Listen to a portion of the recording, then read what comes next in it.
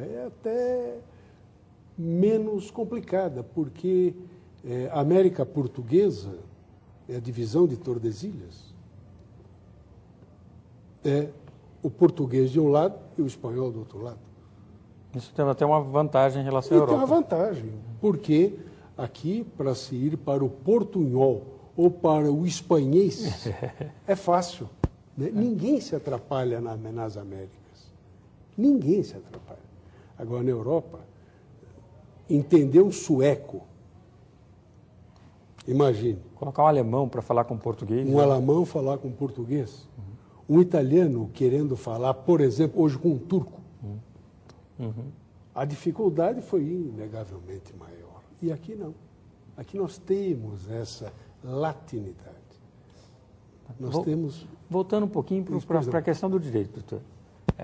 Esses tratados... esses tratados firmados, e nós temos aí cada país com a sua independência jurídica, com a sua estruturação jurídica muito particular. Por exemplo, um tratado onde haja algum confronto com a Constituição. Como resolver isso, doutor? Isso é uma discussão que não é de hoje, mas vai surgir. Aliás, já está surgindo, depois dessa emenda 45, se não me engano, de 2004, que acrescentou o parágrafo, se não me engano, 3º ao artigo 5º da Constituição. Mas dentro de uma discussão que já havia no STF, e eu me recordo aqui de votos brilhantes do ministro Moreira Alves, talvez uma das maiores autoridades que nós tivemos, era exatamente essa discussão. O que prevalece, uma lei federal ou um tratado? O tratado tem a mesma força que a lei federal? A lei federal, o tratado pode abalar a Constituição? Isto não significaria uma perda de soberania? Então, cabe, o STF vai ter que enfrentar novamente esta situação. Porque se tiver o status de lei, vindo uma lei nova, revoga o tratado. E o tratado posterior à lei, revoga a lei. Agora, a recomendação dos tratados, principalmente a partir do Tratado de Viena, é muita cautela na interpretação da corte competente. Porque o objetivo é cumprir o tratado. Não basta o país alegar que porque o tratado fere a Constituição, ele não vai cumprir. Ele não vai cumprir e os outros. Aí não tem tratado. Se não for, ele não é tratado. Quer dizer, só ele que não vai cumprir e os outros. Ele vai ter que ter reservas em relação a todas as cláusulas que, ao ver dele, recusante, vão ferir a Constituição. Então, espera aí. Ou se faz um tratado para valer, equiparando as potências do ponto de vista constitucional, ou não se faz tratado. Porque se é para fazer tratado, elaborar um tratado, firmar um tratado, com a predominância sobre alguém ou sobre algum país, deixa de ser um tratado, para ser uma imposição. Portanto, essa discussão de vigência de lei perante o tratado e o tratado perante a regra constitucional será inevitavelmente debatida. Aliás, já estão surgindo artigos nesse sentido. Eu mesmo acabei de redigir um aqui, a pedido de uma entidade internacional, em que se discute exatamente isso, hierarquia dos tratados, do ponto de vista dos tratados dos direitos humanos. É uma discussão que nós temos. Mas os grandes internacionalistas do Brasil, infelizmente poucos, estão se debruçando em pesquisas, em contatos. Temos criaturas, homens e mulheres brilhantes, mas estão encontrando dificuldade de um posicionamento jurídico definido. Não é? Porque o país que for elaborar, confeccionar um tratado com o Brasil com vários, tem que ter regras sérias, cumpríveis, que o tempo não impedirá. Compreendeu? Que é muito fácil depois se escudar na Constituição. Olha, aquilo alega um governante qualquer, porque não assinou, se reserva o direito de não cumprir.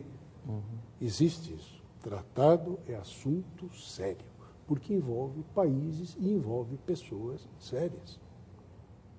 Imagine a questão dos direitos humanos, né? Hoje se discute os direitos humanos do ponto de vista das gerações, de primeira geração, segunda geração, terceira, quarta. Por quê? Porque é uma política pública que cresceu no mundo inteiro, assim como o meio ambiente. Nós tivemos, em 92, a Expo no Rio de Janeiro tratando do meio ambiente. Os senhores tiveram alguma notícia? Tentou-se o protocolo de Kyoto e... Está aí o protocolo de Kyoto. Serve para... Alguns países apresentaram reserva e esvaziaram as regras do Tratado de Kyoto no seu direito interno. Não incorporaram, porque tem que incorporar. Não é assim, existe uma disciplina entre as partes contratantes. Tá certo. E, infelizmente, do ponto de vista jurídico, algumas dificuldades terão que ser superadas. Por enquanto, será um sonho de uma noite de verão. Não shakespeariano, mas profundamente latino-americano. Doutor Belocchi, foi um prazer muito Acabou? grande. Infelizmente, nosso tempo está se esgotando. Queria abrir um espaço para as considerações finais do senhor, né? Os recados que eu tenho para mandar aí para o nosso telespectador e também para os magistrados paulistas. O meu agradecimento à equipe deste programa. Todos de uma simpatia ímpar. Todos. Preparados. Isto é uma garantia para o entrevistado, que é um leigo. Que não tem aquela vivência que vocês têm do ponto de vista da comunicação. Em segundo lugar, agradeço a este tribunal por nele estar há tantos anos. É um orgulho para São Paulo este tribunal. E é um orgulho para o país, seja do ponto de vista da construção, como seja do ponto de vista dos seus membros.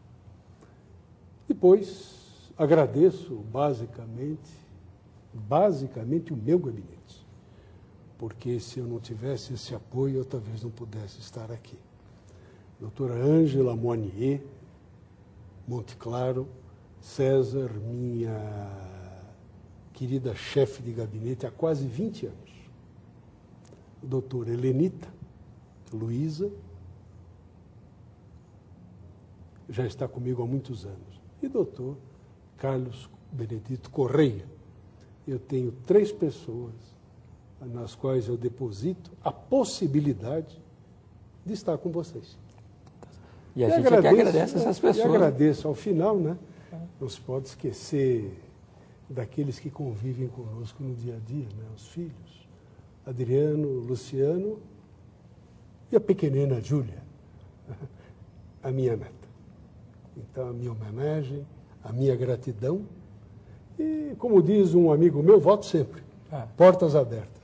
Muito obrigado. Esse programa é a casa do senhor. Muito obrigado. É que agradece a essa equipe do senhor que nos propiciou esse agradável bate-papo. Todos. Tá certo. Muito obrigado. Obrigado ao senhor. E assim encerramos o nosso Frente a Frente com a Justiça. Esperamos que vocês tenham entendido um pouco mais sobre o direito comunitário. Tenham todos uma ótima semana e até o próximo programa.